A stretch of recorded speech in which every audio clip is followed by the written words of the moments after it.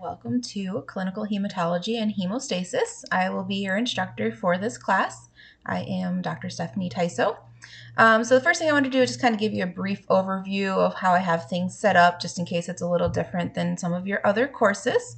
So the first thing is we want to take a look at your syllabus for sure. So double click on that, look at it, make sure you understand it. If you have any questions, feel free to reach out. And then the next thing I want to point out is the calendar. So if you take a look at that, and I'll go ahead and click on it here real quick.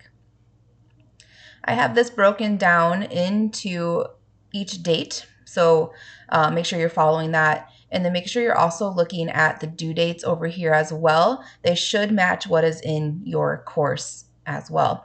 Now, there's a lot of information to learn in this course, so try not to get overwhelmed. There's a lot of chapters to read as well. Like first day is chapters 1 and 4. If you are, don't have a whole lot of time, basically, I had gave you some page numbers to focus on. So try to read the chapters as much as you can, because that's where you're going to get a lot of your good information. But if you are short on time, you can look at just these pages, and those will probably help you out, at least a little bit. The next thing I wanted to point out is your PowerPoints and lectures. So we can go ahead and take a look here on the first day. That should match with your calendar. So on your first day, you have chapter 1 and chapter 4. So I have them broken down. That matches your calendar here. So if you look at your Learn, this is where your PowerPoints are going to be, and this is where your lecture or audio lecture will be.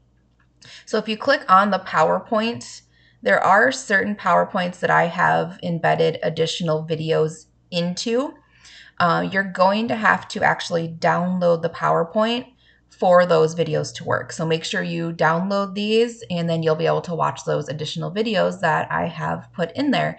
Some of them are just on how to do certain procedures, and other ones are kind of explaining maybe a concept a little bit further. So you're going to want to take a look at those. The next thing I wanted to show you here is we have chapter summaries. So I have created a summary for each chapter that we'll go over, and they're all found here under the chapter summaries tab. The next thing is your media lab assignments. These need to be completed prior to the end of the course. If you do not have a media lab login, please let me know as soon as possible so we can get that for you. This is just part of your curriculum here at RCI.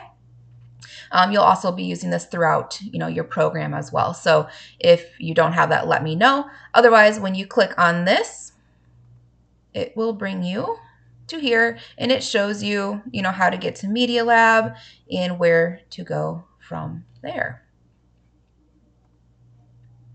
I do have a Media Lab video here as well, and this actually will show you how to get to some of the ones if it's like a subtopic exam that you're going to be taking.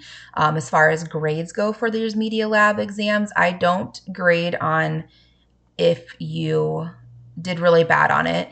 I just grade on if you've completed it or not. So take your time, do what you can with these. These are great examples of the type of questions that you'll be seeing as far as like the MLT certification exam and things like that. This is really just to start to try to get you ready for that. Some of these Media Labs assignments are case-based as well, so they'll give you some pictures and things like that. So make sure you take a look at that. Even after this course, this is a great study tool to use. So check back frequently into the Media Lab. You can choose what you want to do for it. You don't have to always do the assigned things.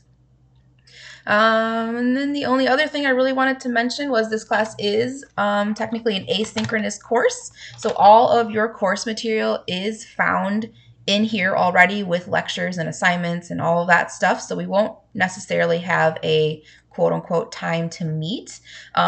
But with that said, if you have any questions, feel free to reach out.